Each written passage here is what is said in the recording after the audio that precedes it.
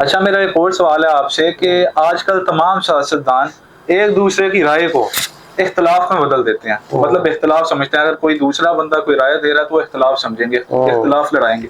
इसके बारे में आपका क्या कहना है, होना चाहिए ऐसा? देखिए, इख्तलाफ पर इख्तलाफ ही होना चाहिए। इख्तलाफ होना चाहिए किसी गलत चीज़ पे जो मुल्क कौम के अवाम के खिलाफ हो।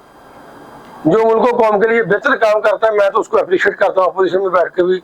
जो बंदा मेरे मुखालिफ है उसको भी अप्रिशिएट करता हूँ। अच्छा सर, आपने किसी गलत सियासतदान या वो सियासतदान जो कि बातिल की पैरवी करता है उसके खिलाफ कभी आवाज़ उठाई है या कोई केस वगैरह लड़ा है?